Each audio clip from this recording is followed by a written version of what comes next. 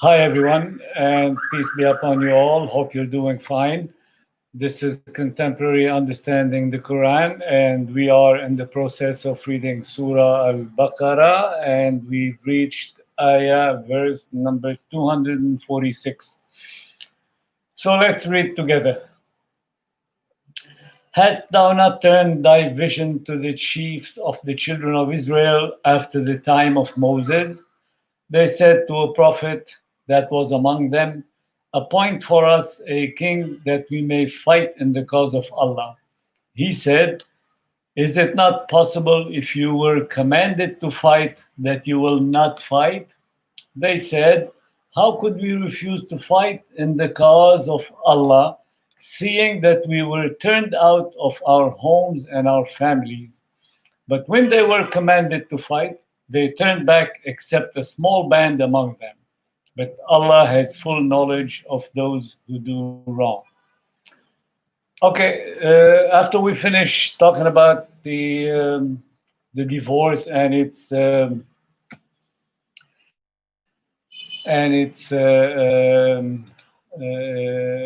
features and regulations, and this God is reminding us, is telling us about the children of Israel, and he's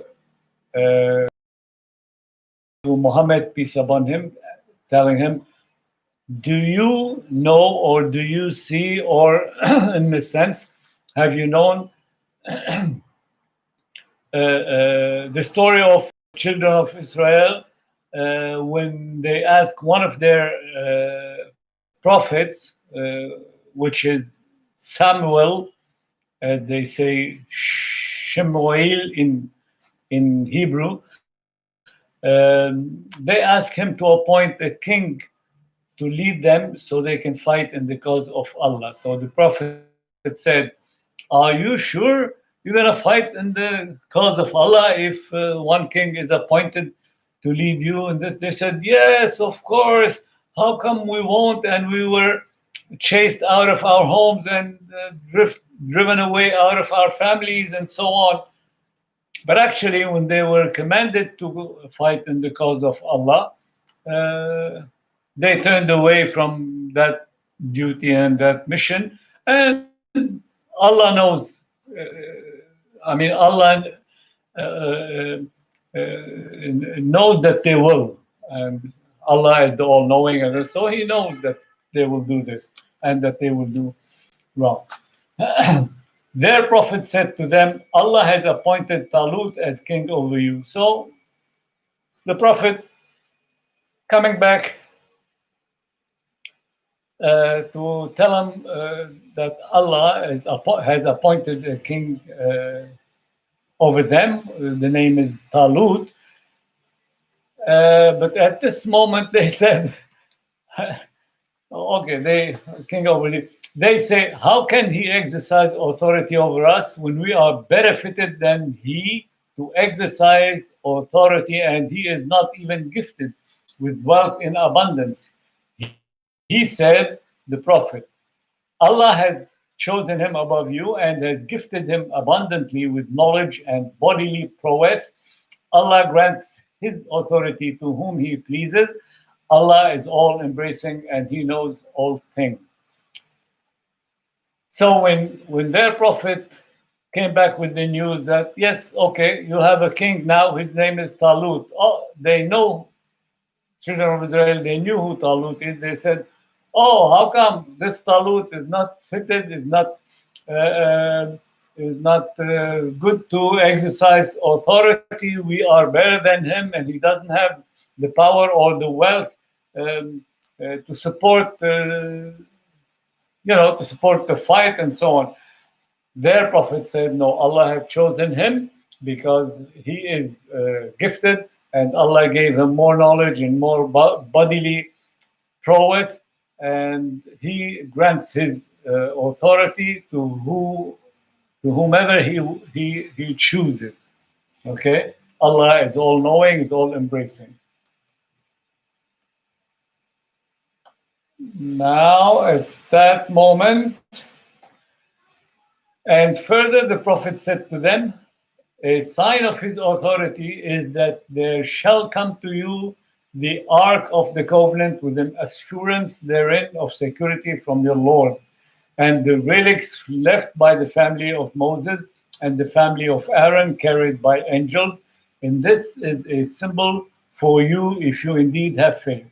Now, the prophet, to validate the authority of that king, he told them that this king will have the symbol and the continuation of authority coming from Moses and Aaron, and the proof of this will come in an ark.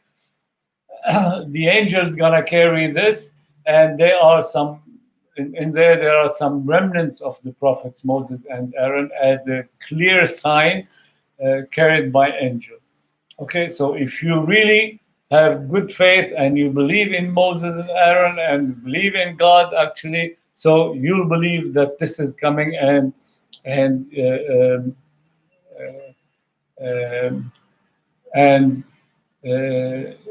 that will be a sign indeed that you have faith in all this.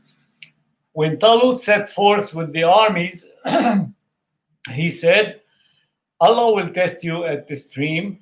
If any drinks of its water, he goes not with my army. Only those who taste not of it go with me. A mere sip out of the hand is excused, but they drank of it except a few. When they crossed the river, he and the faithful ones with him, they said, this day we cannot cope with Goliath and his forces. But those who were convinced that they must meet Allah said, how oft by Allah's will has a small force vanquished a big one? Allah is with those who steadfastly persevere. Now, the king came to lead them, Talut that is, and he formed the army, and he said, now we're on the way to meet Goliath and fight with Goliath. He said, God will test you with a small river that you shouldn't drink except one sip.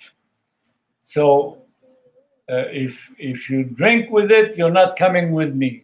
So they drank, most of them drank except few. They just took a sip or obeyed actually this. And after that, when they finished crossing the river and they drank, some of them said, oh, we are not ready to meet and fight Goliath now, out of laziness and all this.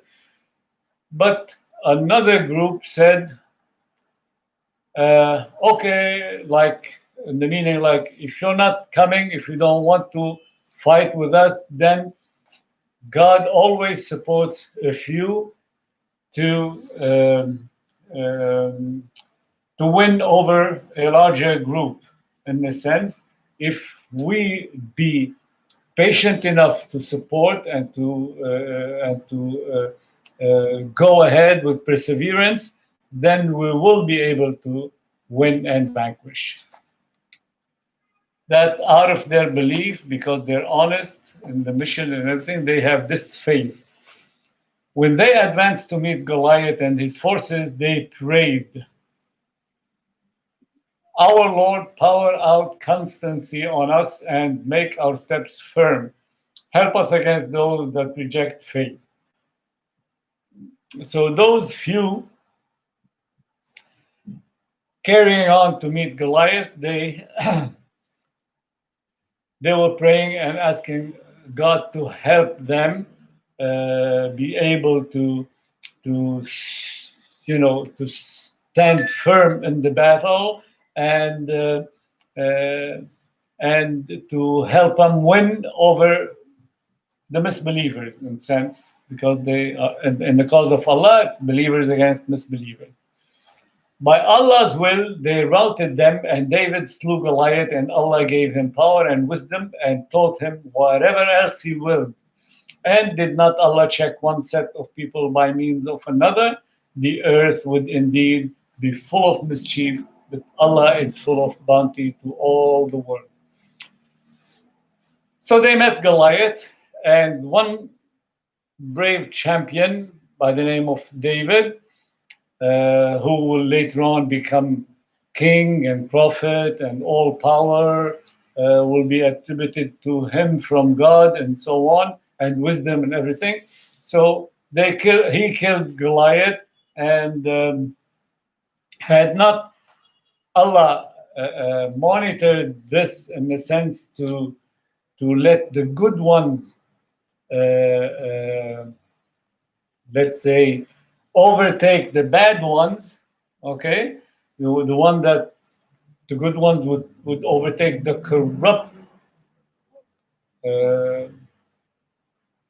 corruption of the other ones.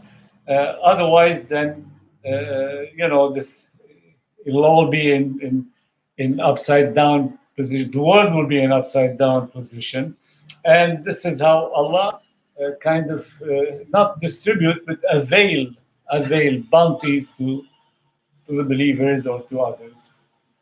These are the signs of Allah. We rehearse them to thee in truth. Verily, thou art one of the messengers.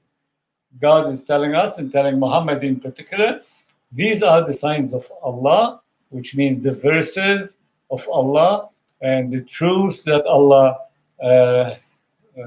sent, revealed to you and to mankind. And it is certain and verily the case that you are one of God's messengers, O Muhammad.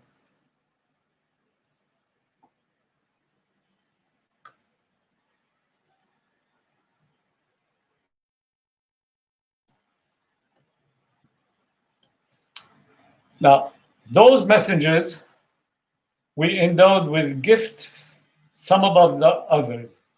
To one of them Allah spoke, others he raised to degrees of honor. To Jesus, the son of Mary, we gave clear signs and strengthened him with the Holy Spirit. Okay, those messengers God is talking about, mentioning to Muhammad, peace be upon him. God put him in different level, kind of one above the other, not with distinction per se as to the person or quality or this and that. No, but it's according or in the sense of which message is carrying and where and how, because the message of God, which is the religion of Islam, came down progressively with so many messengers. Now, some of those messengers God spoke to, which is Moses, and others, he raised in degree, as I said. But Jesus, the son of Mary, for instance, he gave him signs, and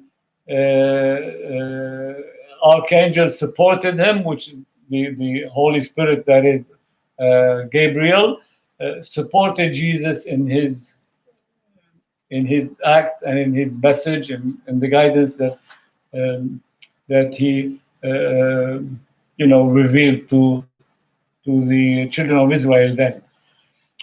And if Allah had willed,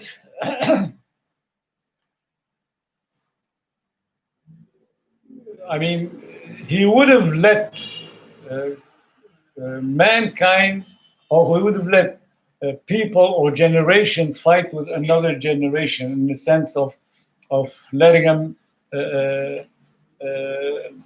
kill each other, in the sense. But after clear sign, they did that. I mean, after God was sending them messengers and messages and guiding them to the good of their of their being, some of them, after they learned all this, still they did fight amongst each other. If Allah had so willed, they would not have fought each other. Of course, that's another possibility. But Allah fulfills his plan. It means Allah created the universe, created man with a plan and program in the sense that he gave man the will and the freedom of choice to choose between right and wrong, and showed him what is right and showed him what is wrong. And then it's the responsibility of man. It's not anything related to Allah monitoring man or forcing him to do this and forcing him to do that. We have to understand that very carefully. So whatever man is doing is from his own will. Of course, God gave him this will, but he never pushed him to do bad things at all. On the contrary. O you who believe, spend out of the bounties we have provided for you before the day comes when no bargaining will avail, nor friendship, nor intercession. Those who reject faith, they are the wrongdoers.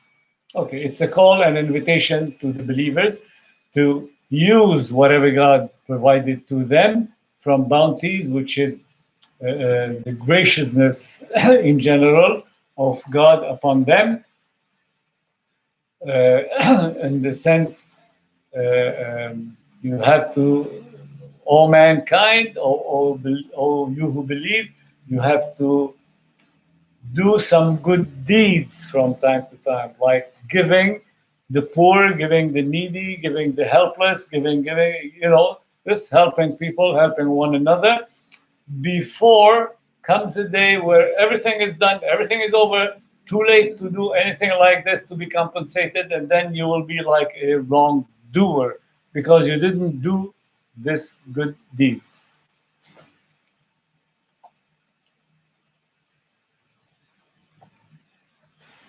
Now, the famous verse we call in Arabic Ayat al-Kursi, which is kind of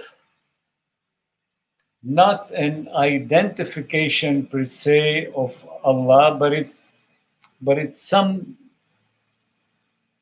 narration or description of the attribute of the what Allah is and can do. Probably Allah, there is no Allah but He. There is no God but one God. This God is Allah. Okay, the living, never died, the self-subsisting. He needs nothing and no one for his existence, for his, being. Eternal, which is, all the time. No slumber can seize him, nor sleep. Nothing will tire him, nor will he need to sleep to get rest. His are all things in the heavens and on earth, which means He is the Lord of everything. He created heaven and earth. Okay, so He owns them. All this is His. Who is there can intercede in His presence except as He permitted, which means no one can interfere in whatever God is controlling, except if God permits. He knows what appears to His creatures as before or after or behind them. And since He knows everything and He's the creator, so He knows what's gonna come, what did happen, and what's here and what's there and everywhere and all this stuff. Nor shall they compass out of His knowledge except as He wills. Which means God is the knowledge, is the complete and perfect knowledge. And out of this knowledge, we try to learn something. Didn't God blow in Adam what we call in Arabic the ruh, which is actually ruh, which is the knowledge of Allah. Some of the knowledge of Allah is blown in Adam, and this is the reason why God asked the angel to bow for Adam, because at this moment Adam became, higher level than the angels. Anyway, it's not the subject, but just to explain that uh, whatever knowledge that we as human beings reach to is not just by permission of Allah, it's not even part of the knowledge of Allah. There's a famous verse in this sense. We'll come to it and I'll annotate that in time. His throne does extend over the heavens and the earth, and he feels no fatigue in guarding and preserving them.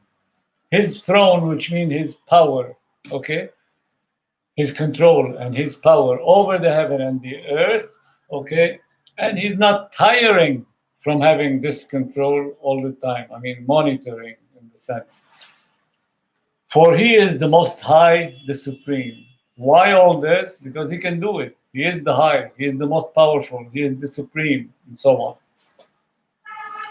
Let there be no compulsion in religion. Truth stands out clear from error.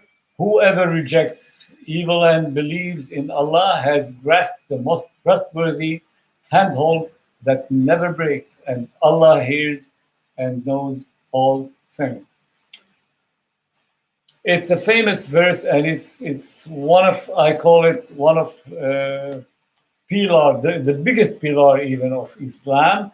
That is, there's no compulsion in religion, no constraint, no forcing upon anyone in religion. That is, so whatever, anything other than religion is actually, at least in the eye of Allah, is lower than religion. So if there's no compulsion in religion, consequently, there's no compulsion in anything else, which means God gave man the free will and the free choice to choose whatever he or she wants, after showing him that this is good, this is bad. It's up to you, oh man, to decide what to do. So those who grasp this trustworthy handhold, which means kind of the thing in common, which is the faith and the belief in God, and stuck to this religion. Actually, they reject evil, and they are the winners. They are the winners. And if they get together around this handhold, it will never break, which means union is force. That's what explained. The union is force. And Allah hears and knows all things.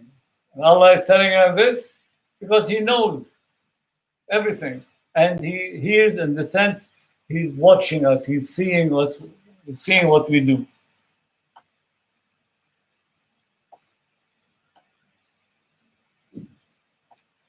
Allah is the protector of those who have faith. From the depth of darkness, he will lead them forth into light. So whoever wants to be guided, Allah will show them the way and he will protect them. Of those who reject faith, the patrons are the evil ones. And the other guys who reject faith, they are followers of evil. From light, they will lead them forth into the depth of darkness, which means he will not guide them to the truth, to the light. On the contrary, he will guide them to the darkness. Okay, the others, God protect them and guide them to the light, to taking them out from the darkness, which means from knowing nothing, from being probably dumb or ignorant or something, and show them the way to the right path, to the light, guiding them. Okay, they will be companions of the fire to dwell therein forever. So those who follow or reject the guidance of Allah, they will be in hellfire, etc. Hast thou not turned thy thought to one who disputed with Abraham about his Lord because Allah had granted him power? Abraham said, my Lord is he who gives life and death. He said, the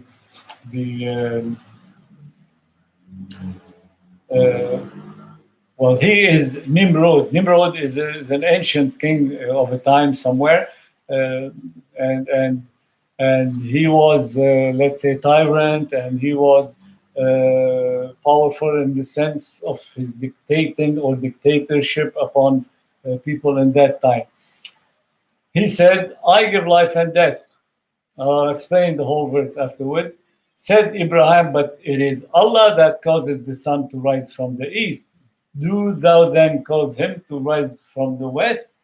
Thus was he confounded who in arrogance rejected faith, nor does Allah give guidance to a people unjust.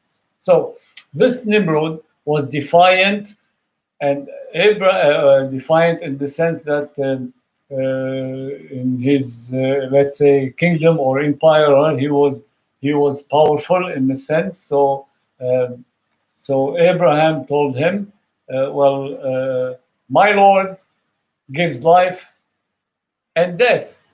So Nimrod said, I give life and death. How?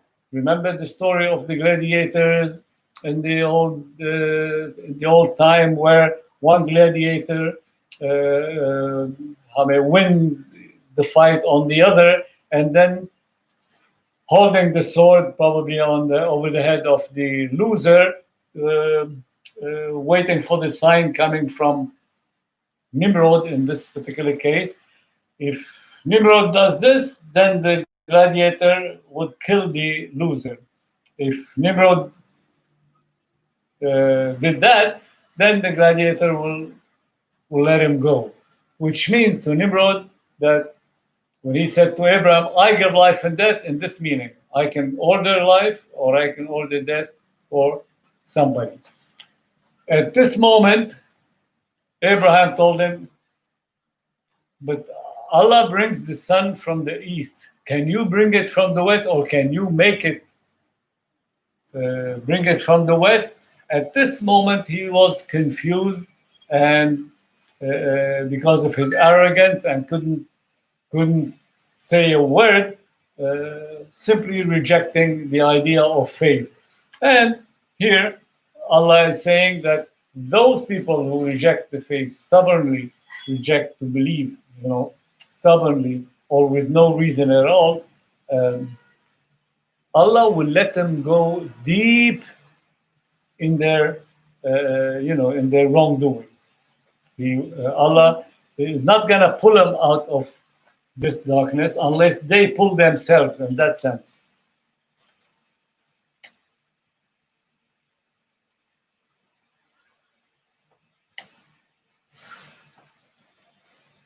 Or take the similitude of one who passed by a hamlet, all in ruins to its roofs. He said, oh, how shall Allah bring it ever to life after this, after its death, that is.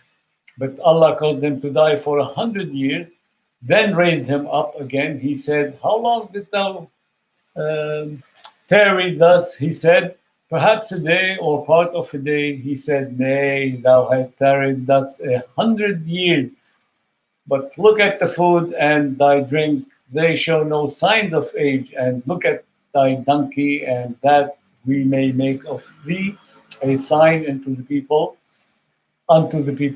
Look further at the bones, how we bring them together and clothe them with flesh. When this was shown clearly to him, he said, I know that Allah has power over all things.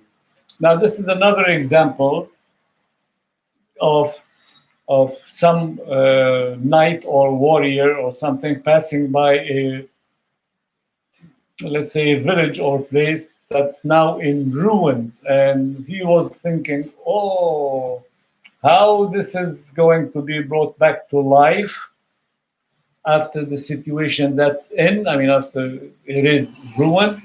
So God caused him to die for 100 years, and after 100 years, he was resurrected in the sense and asked, how long did you stay? He said, maybe a day or a part of the day. He said, no, no, no, no. You died for 100 years, and here's the proof. Look at your food. The food that he had, the same food, was intact. Look at your horse or your donkey, rather. Look at your donkey. The donkey was a skeleton like, and God caused the donkey to come back to life, like cover the donkey in flesh, the bones of the donkey in flesh, and bring him and brought him back to life. And at that moment, the man or the cavalier or the whatever, when he saw this is happening in front of his eyes, then he said, now I know that Allah has the power over all things, which means he believed in Allah.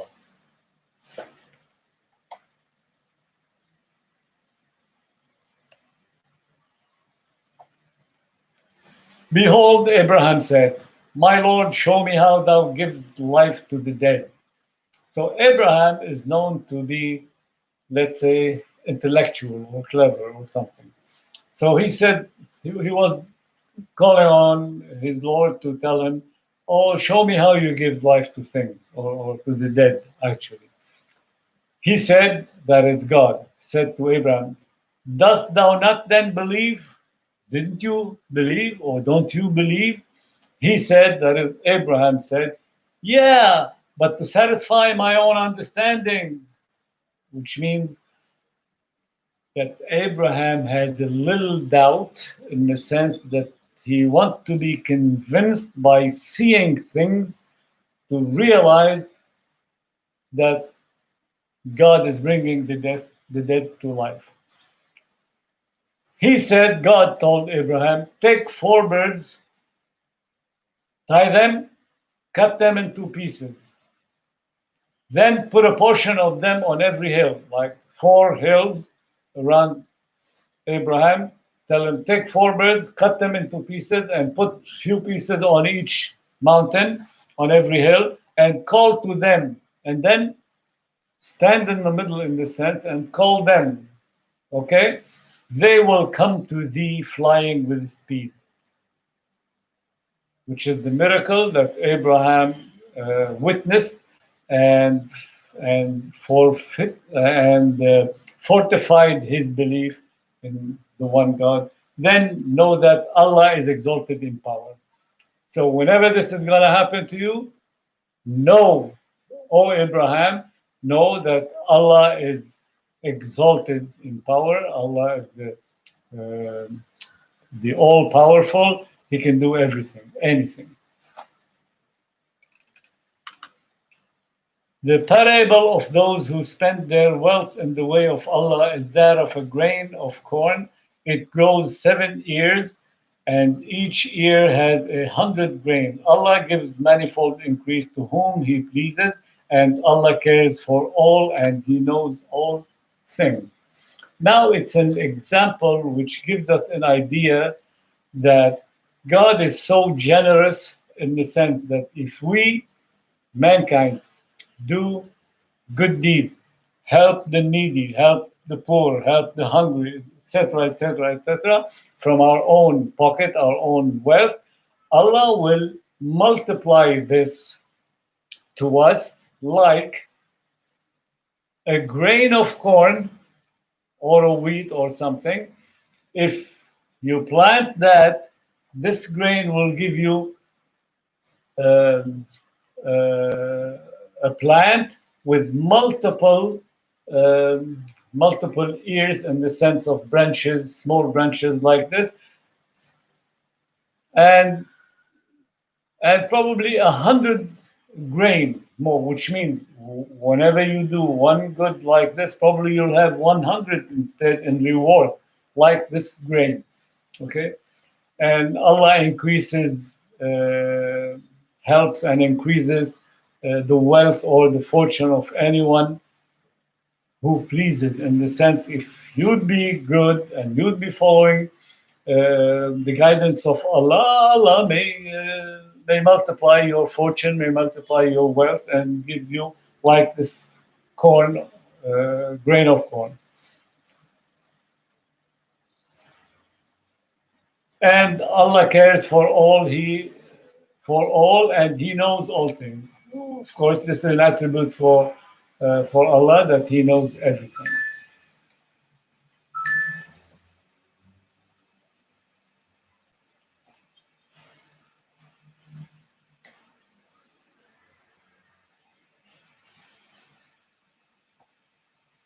Okay, I think we should stop right here. Yeah, I think we should stop right here. Actually, we've passed 35 minutes. I hope that it was well read and explained, well understood. I hope that you enjoy it, and I thank you for joining and listening, and appreciate. See you next time.